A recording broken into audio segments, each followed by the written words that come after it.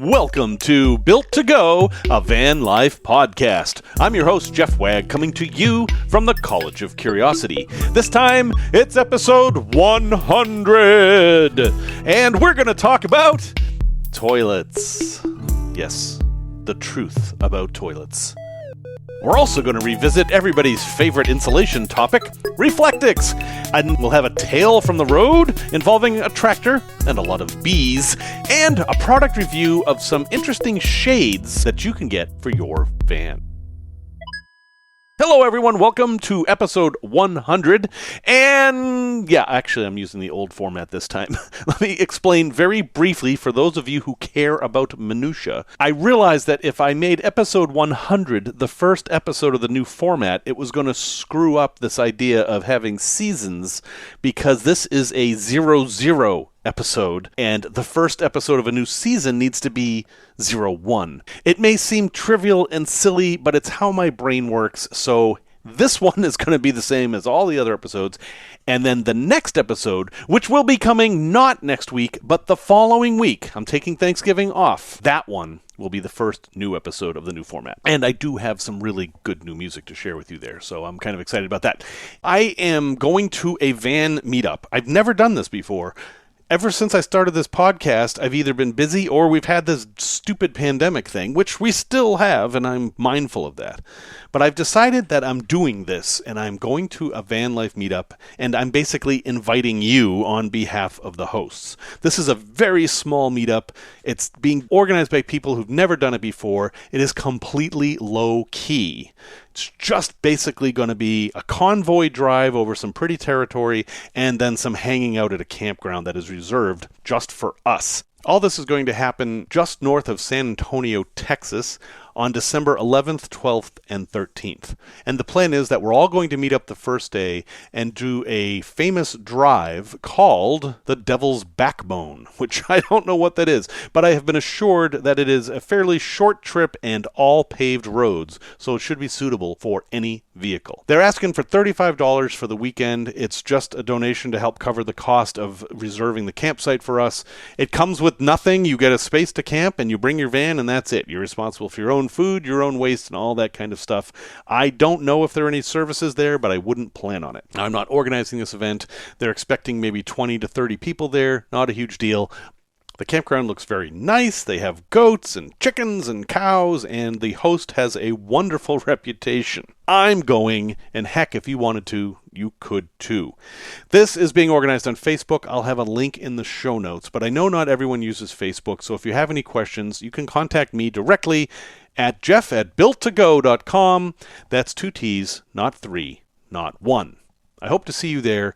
And if I don't see you there, I hope to see you at another van meet. If you know of a van meet going on in the next year or so, let me know. I'm going to try to get to as many as possible because I need to break out of my own bubble a little bit and see more in person what other people are up to out there. So please invite me to whatever there is going on. Thank you. I did a bit of research into composting toilets, and I found something that nobody talks about, but it's actually pretty obvious, and that is composting toilets don't compost anything. There is no compost going on here. That is not a part of the process. A composting toilet generally is a toilet that, when you sit on it, separates solids and liquids. And the solids are mixed with some sort of a medium like sawdust or cocoa fibers or something like that. And then they sit there, usually with some sort of a fan. And the fan serves two purposes. It takes away odors and it also dries it out.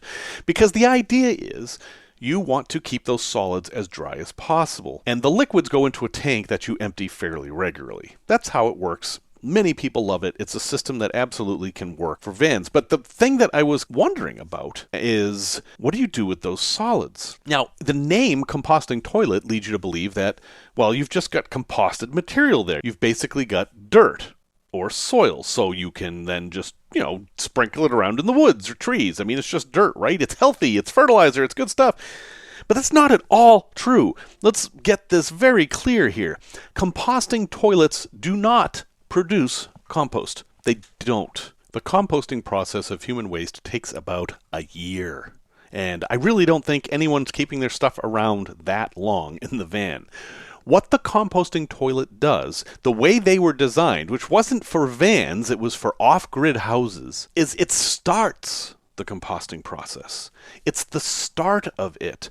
Once you separate the liquids from the solids and you mix those solids with a medium, you have started the process.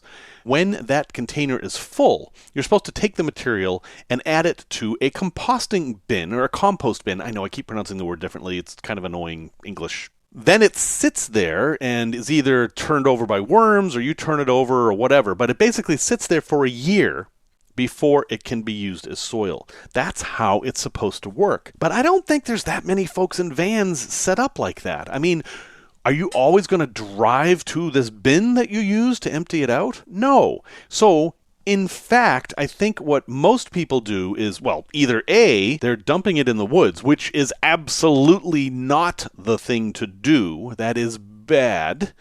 Or B, they're bagging it and throwing it away, which is absolutely fine. But then I have to ask the question, why are you bothering with all this? Why don't you just use the bag method? Because ultimately, if you are going to end up with a bag of waste that you're throwing into the trash, what's wrong with a Home Depot bucket that costs $5? Why spend $1,000 on an airhead or whatever? So that's the conundrum I find myself in regarding composting toilets. Now, to be fair, I've never had one. I've never even used one. I've done plenty of research on them.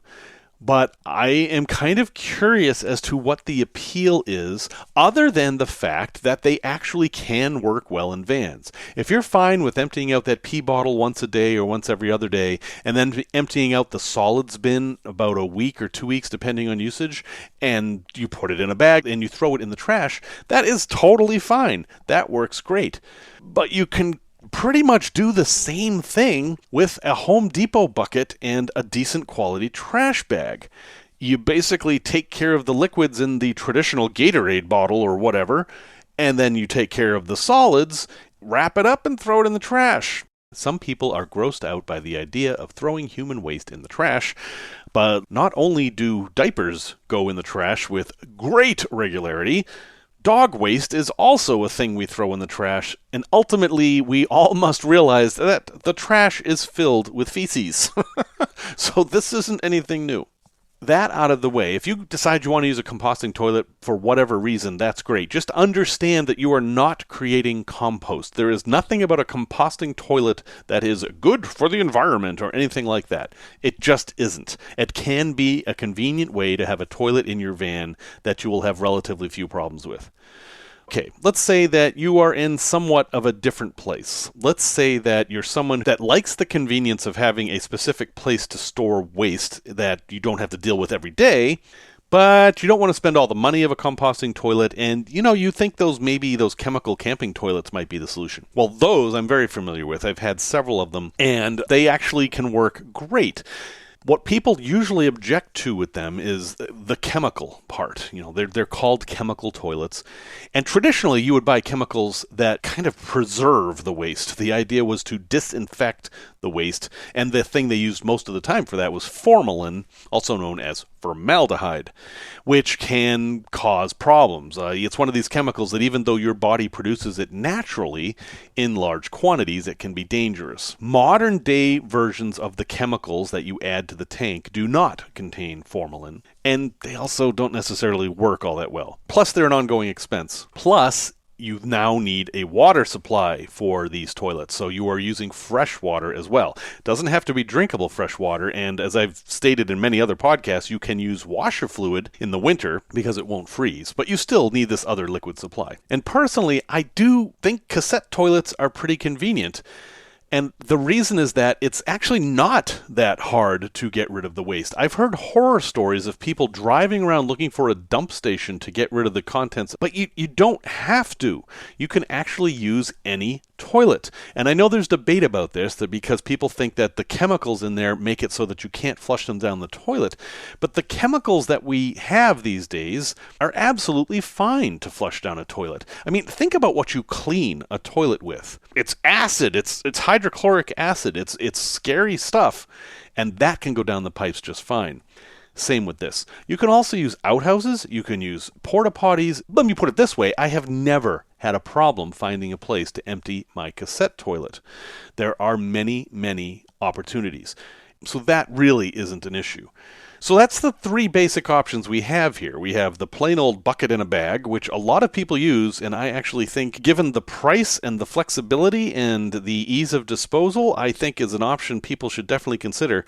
There's nothing attractive about it at all, but geez, it works. There's the composting toilet, which is expensive and fancy, and then there are the chemical toilets, and they all have their pros and cons. Right now, in my van, I have the bucket, and I've used it exactly once because the truth is, the way I camp, I don't really have a hard time finding public toilets, which is what I use most of the time. In fact, a lot of people, that's all they use. Now, there are other ways, there are other fancy toilets. Some of them have space baggies, some of them incinerate, some people just use a shovel in the woods. All those things are fine. But I wanted to talk about some kind of toilet myths here. And the biggest one was that composting toilets actually compost waste. They don't. That's not how it works. So if you were thinking of getting one for that reason, that's not a reason. Tech Talk. Let's revisit Reflectix. Reflectix is this wonder insulation. It's that aluminized bubble wrap that you can wrap your van in, and it's really easy, and it doesn't take up very much space. And if you read the packaging, holy cow, it'll be R25, and okay. The reality is Reflectix really isn't insulation. Reflectix is a radiant barrier, and it's designed to be put in attics, places where you can have a big gap between the wall and the stuff. The idea is that the sun hits a wall, the heat goes from being convective heat to radiant heat, and this barrier blocks radiant heat. That's why Reflectix is so great for windows, because it will reflect the heat back out the window. But that doesn't work if it touches metal. If it touches metal, the heat simply heats up the Reflectix, and then the Reflectix radiates the heat into your space. So if you're one of the folks who thought you would just do your whole van with Reflectix, well, it isn't very good insulation. But is it enough? So this is the tricky thing. Everything I just said is true. Reflectix is not great insulation, and if it touches metal, it loses most of its properties. In fact, what it does is it loses all of its radiant heat blocking properties. But it does insulate just a little bit, and it insulates actually enough to do a very important thing that we insulate for, which is to prevent condensation. If you have a van and you wrap the inside with Reflectix, you will immediately notice a whole lot less condensation, because that Reflectix will actually create a barrier between the very cold metal and the warm, moist air inside that is enough to prevent condensation. And that's one of the main roles of insulation. We tend to talk about insulation as being to keep the inside cool or warm, which it certainly is. But some people, the real problem is condensation. And yes, it's true. Reflectix can help with condensation. And when you consider all the advantages that Reflectix has regarding ease of installation, no off-gassing or fibers or splinters or any of that stuff, and how thin it is, where it doesn't take up all that much space, there are definitely builds where Reflectix might be the answer. Please don't think I'm saying that Reflectix is a great insulation. It isn't. If you're going to a cold climate and you want to keep the inside of your van warm, Reflectix is not a great answer. But if you're traveling and you're able to keep the temperature inside your van where you want it, your concern is condensation, Reflectix can actually be an answer. I kind of feel dirty saying that. And the reason I have revisited Reflectix is because my ambulance, professionally built, has Reflectix as its insulation. That's what's behind all the walls. I kind of wonder why they did that, because behind the walls of my ambulance, there's tons of space. I mean, they could have put anything back there. They chose Reflectix, and I suspect it was for ease of use. And again, ambulances are a bit different because they are always running. So they always had a virtually endless supply of air conditioning and heat. So their insulation needs aren't quite the same as what we need for camper vans. I mean, nobody was sleeping in there overnight with the engine off. That just didn't happen. So, yes, this is a contentious topic. It is impossible to say the word Reflectix without somebody disagreeing with you. But I do want to bring up this one point that in some cases, Reflectix can be exactly the right material to solve the problem you have. Tales from the road. So back in the 80s, I was basically a farmer. I wasn't a normal farmer. I was my job title actually was Lab Tech 2. And I was working at a company that did all kinds of experimental stuff. And my job was to manage the farm that grew tomatoes. The farm actually grew a whole bunch of things. I was only responsible for the tomato part. And we were trying to grow tomatoes that basically had more sugar in them because that would allow for the production of tomato paste to cost less money.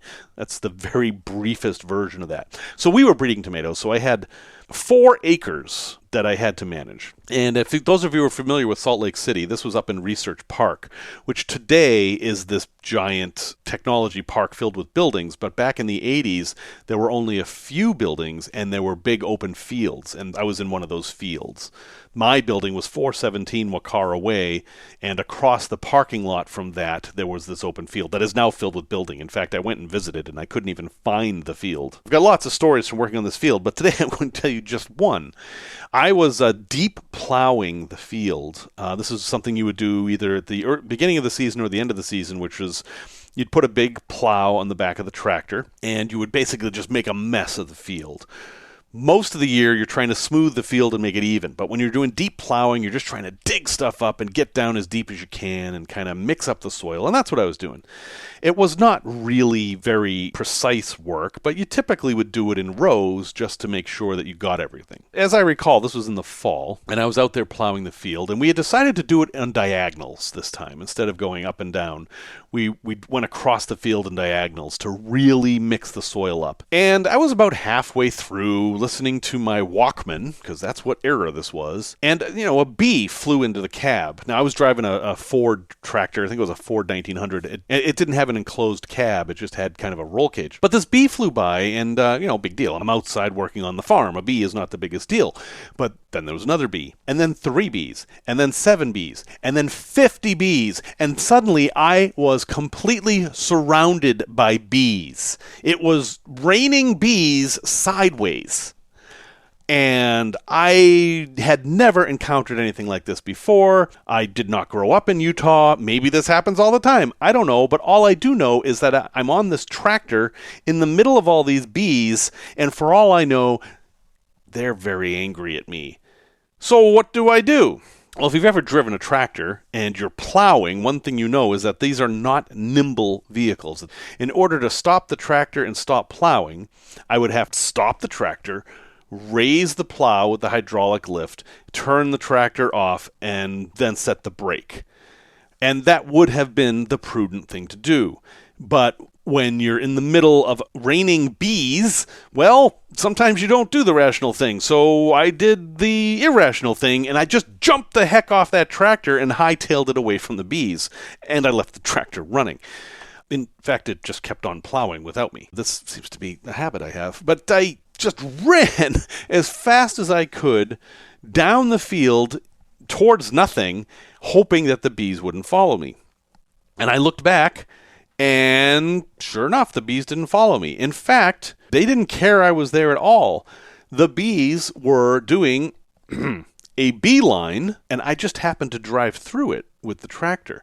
I found out later that what I was witnessing was a swarm of bees, and that's a technical term for bees basically moving their nest from one place to another. This was the end of the season, and what was happening was the queen was moving from whatever nest they'd been in all summer to another nest. And when they do that, the bees are completely not aggressive. Those bees did not care that I was in their way. They were just flying by me. It was me that just panicked for no reason. In reality, I could have just kept plowing the field, and they wouldn't have bothered me. The bees passed, I ran and caught up with the tractor. And so I thought, well, okay, that was an experience. I'm all done with bees on this job. I mean, what other weird bee story could I have related to this job? And then our senior scientist said, well, we're going to start doing some work with Arabidopsis. Arabidopsis is a plant that is also called mouse cress, and it is often referred to as the fruit fly of the plant world because it's often used in research. And the reason is, and same with fruit flies, is that it has a very small genome. That means it has very few genes, which makes them easy to manipulate, and it makes it easier for you to try out different things and see what happens. And since we were working with plants, it made sense to work with mouse cress. But there's a problem with mouse cress, and that is it has very small flowers. So one of the things we did all the time was we force pollinated flowers, which is a sort of plant rape. I did horrible things with these plants. It's a good thing they're not sentient, or I'd be in serious trouble. But with the mouse cress, it was so hard to pollinate them that we had to come up with a way to do it. And somebody said, why don't we use bee butts? And I was like, what? What are we talking about here? Well, it turns out that for years, people have been forcibly pollinating plants with bee butts. That is, the abdomens of bees that have been cut off of the bee and glued onto a toothpick. Okay, you may have figured out the reason for this, and that is that bee butts are very good at collecting pollen. Now, this was very delicate work, and I was mostly doing tractor repair. I was not the delicate work guy on this project. So it was decided that I would build the bee butts, I would make them, and somebody else would actually do the pollinating. And I was like completely fine with this. There's an obvious question. Where does one acquire a large quantity of bee butts? And so we called around to a local beehive guy, a guy who owned beehives, and said, hey, we need like 1,000 dead bees. And there was a pause, and he said, well, I have that. I have that every day. And we made an arrangement, and basically the guy, for $10, brought us a paper shopping bag filled with dead bees. Like, okay, this is a strange transaction. He thought we were strange. We thought he was a little strange. But at the end of the transaction, I had a fairly heavy bag of dead bees. Now, this was at the end of the day he showed up, and I didn't have time to do much with these bees, so I just put the bag on my desk. The next morning, I come in, and I was the first one there that day, and the lab had this weird sound, and I realized it was coming from the area of my desk, and that sound was a paper bag filled with very angry bees, because there's a difference between being dead and being mostly dead. These bees were bees that he had swept up off the floor around his beehives, because bees will kind of clean up their hives, and any dead or sick bees they find in the hive get cast out. And these were the latter. These were sick bees that now, being in the warm environs of the lab, had warmed up and regained enough health that they were ready to get back to work. And thankfully, they were enclosed in this paper bag and not flying all around the room. So I did the only prudent thing that you would do. I took the bag and I put it in the freezer, which is the only thing I could think to do. And we left it there for a good 3 days. And with trepidation, I took the bag out and opened it, and I was pretty sure the bees were done. And then I cut them in half. For hours, cut bees in half, and then using a 2-part epoxy, I glued those little bee butts onto toothpicks, stuck them into a piece of foam, and had these custom-made bee butt pollination devices that I handed off to the more deft hands of my other lab mates. And, that's enough bee stories for me. I've had my lifetime fill of bee stories at this point, so I'm going to check that one off on the bucket list and move on to something else, maybe involving eels or something. Product review. YouTube is filled with people who make their own shades for their van. Now, my NV200, my first van, didn't have any windows in the back, so I didn't really have this problem. I simply bought a shade for the front windshield, and I didn't even use that very often. I didn't have to worry about preventing light and heat from going through the windows of the back of my van because there weren't any. Well, in my Sprinter, I have 3 windows. I have windows in the back doors, and I have the giant window in the slider. I mean, basically, even though they're limo tinted, people can see in there at night and lots of heat gets in, they need to be covered. And so I thought, well, having watched all these YouTube videos, I'll just make my own. It turns out that it's a little tricky to do that. I bought some Reflectix, which is the right material for this, and I tried to cut out a shape, and it just got very frustrating. The windows are an odd shape, especially the back windows. And I don't want to discourage you from making your own covers, but it is work, and the results will not look great unless you're kind of a crafty person, which I am not. So I decided that I'm going to invest money at this problem rather than time, and I bought some shades. Now, I actually bought two different kinds. For this review, I'm just going to do the ones I bought for the back windows. So after doing a bit of research, I first realized that these things are expensive. It is not hard to spend many hundreds or even thousands of dollars on the shades for your van, depending on how many windows you have. Professionally built ones are quite expensive. But I found some that I thought were reasonably priced on Amazon, and they're made by VanEssential. One word. VanEssential, and they come in two colors, charcoal gray and cool gray, basically a light and dark color. And I have to say, I love these things. I'm very excited about them. They're made of sections that can fold, and they have very strong magnets that go around the side. So you take the shade and push it into the window, and the magnets adhere all around the window. And then you can fold it up in different ways to like have the window only be half open or all the way open. You can actually roll the shade up. You actually fold the shade up. And then there is a Velcro strap that holds it in place. So you don't have to take this thing off and find a storage place for it. You can actually store it on the window. Now, it looks a little funny because the window shape is so weird that it's kind of this awkward thing sticking out on the back door. But practically, it works great. The magnets are super, super strong. This thing is not going to fall off. And it completely blocks out all light. It fits perfectly, and no light comes through. And even though the inside is this light gray color, the outside is black. And while, yes, that's going to absorb a little bit of heat, it also means that from the outside of the van, all you see is black glass. You just see that limo tint.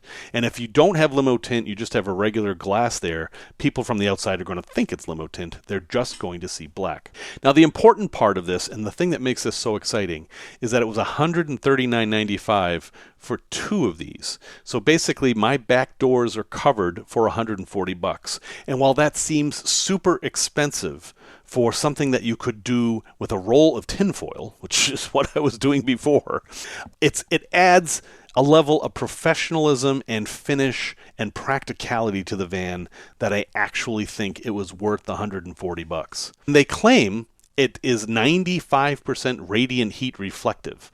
I don't know about that, but that's what they say. And the outside material is a ripstop polyester. So very durable, very easy to clean. And it actually comes with a bag to put it in, although I don't think you would ever use it because I think you would end up just leaving it right up there. If you're looking for a solution for relatively affordable shades for your van, check out VanEssentials on Amazon. I will have a link in the show notes. And of course, you have to get the ones that match your van. They're specifically built for your van and your year. And I know they had them for mine. I can see that they have them for all kinds of sprinters. I assume they have them for ProMasters and Transits as well. But you just want to make sure you get the right one. So again, that's VanEssentials shades. I love them. I think they're a great idea. And I'll have a link in the show notes, and you can hunt them down for yourself. Resource recommendation. Probably one of the strangest resource recommendations I have ever given, but I'm deadly serious about this. Go onto YouTube and type in crash compilation, and you will find many, many, many, many videos of dash cam footage or traffic cam footage of cars crashing into each other. And they all have like 4 million views. This is a super popular thing. Why am I telling you to do this? Because if you do this enough, you will start to see patterns. And since van life people spend a lot of time on the road, these patterns will become ingrained if you watch these videos. You'll start to see that things that are causing these accidents are distracted driving, people running red lights, and people turning into traffic not realizing there was a car coming. Those are the big three that I saw. And after watching these videos, I sort of have a sense to watch out for these things while I'm driving. Now, you can't do much about many of these things. If a car crosses the median into your lane, well, there's not a whole lot you can do. And if the person behind you is texting and doesn't hit the brakes and then slams into the back of your vehicle, you can't avoid that. But you can anticipate people doing stupid things. When I first got my driver's license, I asked my dad how long it took to actually become a decent driver. And he said 5 years. And at first I thought, geez, that's crazy. I mean, I was only 16 at the time. 5 years seemed like an eternity. But now that I'm a mature adult, I understand that it takes that long to get a sense, an intuition for how traffic flows. Watching these videos can actually help that, because you will realize that if you're going through a four-way intersection and the streets on the sides of you have stop signs but you don't, you have to be very, very careful, because a lot of people will just go through those stop signs. You have to anticipate that. Watching these videos does help. Now, if you're the kind of person who doesn't like violence and doesn't want to watch gore and all that, that's fine. Most of these videos have been sanitized. It's not like you're seeing body parts flying around or anything like that. But still, they can be a little bit traumatic. So if that's not your thing, I get it. If you want to prep yourself for a lot of driving, I think these videos can actually help. So I'm not going to have a link in the show notes. So just YouTube crash videos and you'll find them. Well, folks, thank you for listening to episode 100 and all the episodes before and all of the support I've received over the last 2 years of this podcast. This is the last episode in this format. The new format won't be very different, so don't be scared. Music, as always, is by Simon Wagg and will continue to be. Until next time, remember the words of Aesop, who said, "Gratitude turns what we have into enough."